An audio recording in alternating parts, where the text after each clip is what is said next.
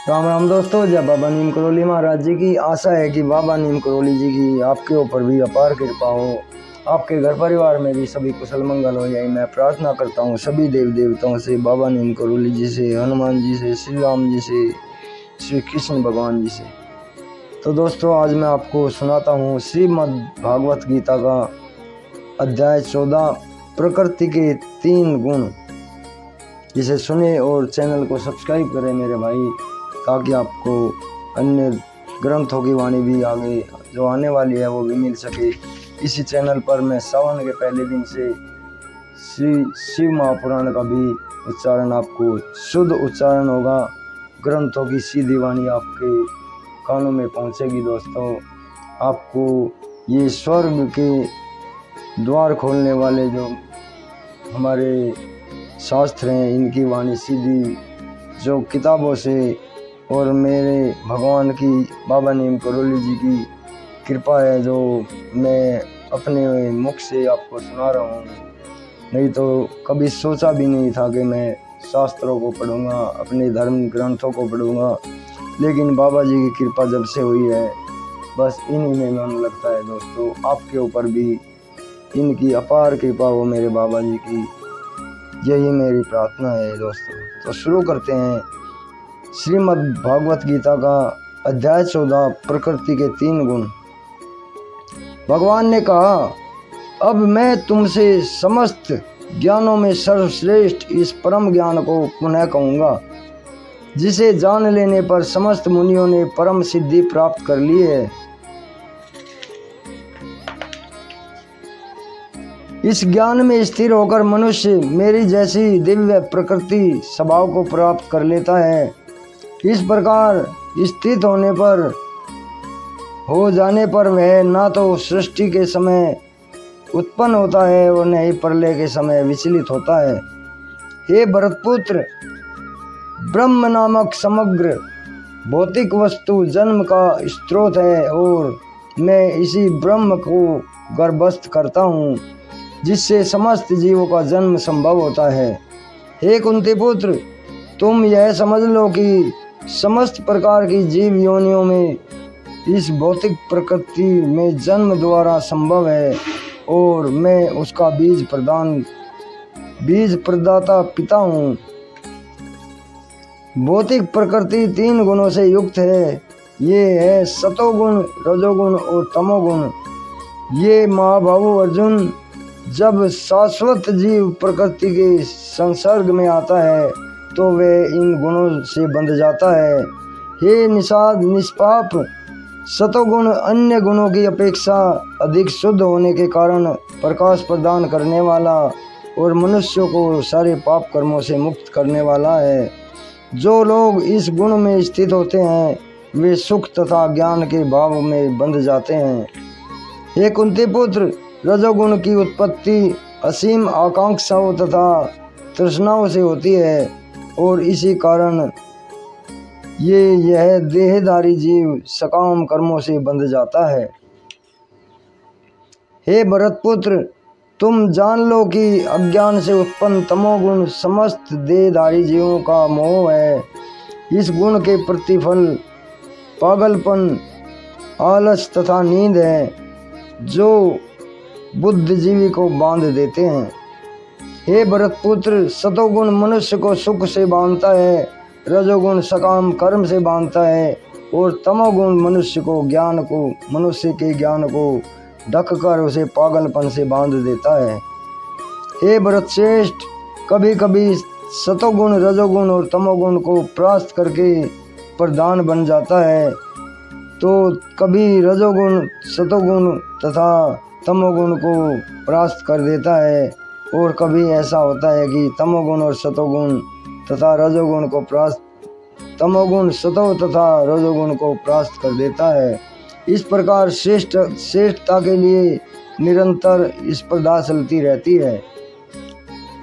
सतोगुण की अभिव्यक्ति को तभी अनुभव किया जा सकता है जब वह शरीर के सारे द्वार ज्ञान के प्रकाश से प्रकाशित होते हैं। हे भरतवंशियों में से प्रमुख, जब रजोगुण में वृद्धि हो जाती है तो अत्यधिक आसक्ति, सकाम कर्म गहन उद्यम तथा अनियंत्रित इच्छा एवं लालसा का लक्षण प्रकट होते हैं। जब तमोगुण में वृद्धि हो जाती है तो हे कुंती पुत्र, अंधेरा, जड़ता, परमलता तथा मोह का प्राकट्य हो जाता है। जब कोई सतोगुण में मरता है तो उसे महर्षियों के विशुद्ध उच्चारण लोकों की प्राप्ति होती है।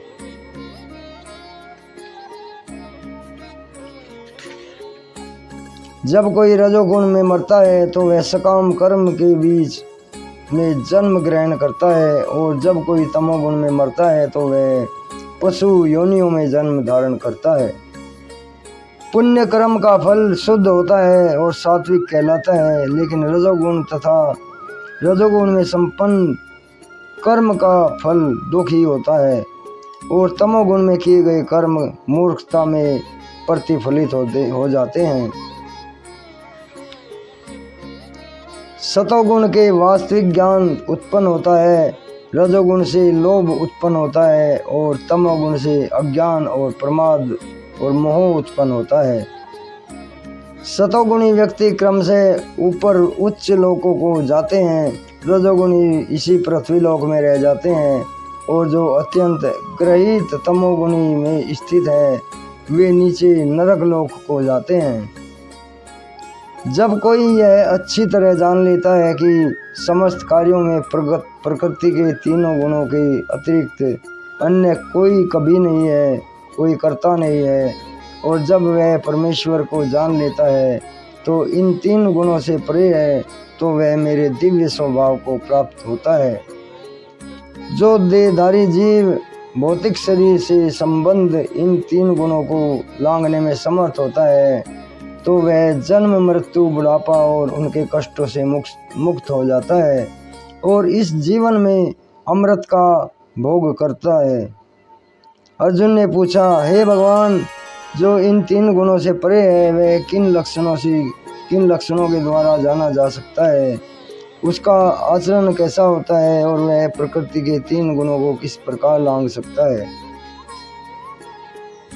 भगवान ने कहा, हे पांडुपुत्र, जो प्रकाश, आसक्ति तथा मोह के उपस्थित होने पर ना तो उससे घृणा करता है और न ही उसमें लिप्त होता है और न ही उसकी और ज़्यादा इच्छा करता है, जो भौतिक गुणों की इन समस्त प्रतिक्रियाओं से निश्चल और अविचल रहता है, और वह यह जानकर कि केवल गुण ही क्रियाशील हैं, उदासीन तथा दिव्य वक्ता बना रहता है और अपने आप में स्थित रहता है और सुख तथा दुख को एक समान मानता है।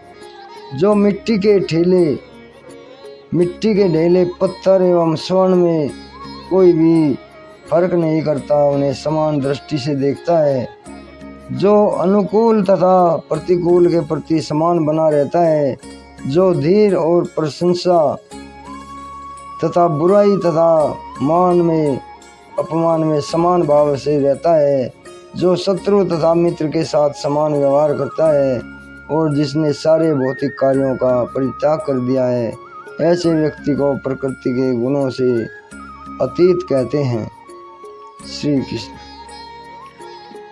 जो समस्त परिस्थितियों में अविचल भाव से पूर्ण भक्ति में प्रवृत्त होता है, वह तुरंत ही प्रकृति के गुणों को लांघ जाता है और इस प्रकार ब्रह्म के स्तर तक पहुंच जाता है।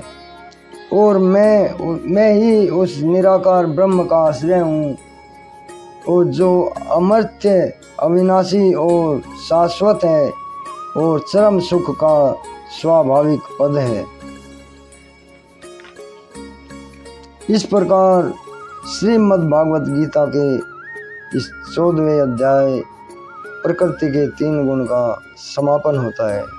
जय श्री राम, जय हनुमान जी की, जय बाबा नीम करोली महाराज जी की, जय श्री कृष्ण, जय श्री राधे, जय श्री श्याम, जय हनुमान बजरंग बली। प्रभु, हे मेरे परमेश्वर। दोस्तों, कल मैं आपको इसका 15वां अध्याय सुनाऊंगा, पुरुषोत्तम योग। अब आज्ञा लेता हूँ दोस्तों। जय राम जी की, जय हनुमान जी की, जय बाबा नीम करोली महाराज जी की। बाबा नीम करोली जी आपके ऊपर सदैव कृपा बनाए रखे, यही मेरी प्रार्थना है सभी देवी देवताओं से। तो दोस्तों चैनल को सब्सक्राइब करें और आगे भी शेयर करें। आपका सहयोग बहुत बड़ा सहयोग होगा। जय राम जी।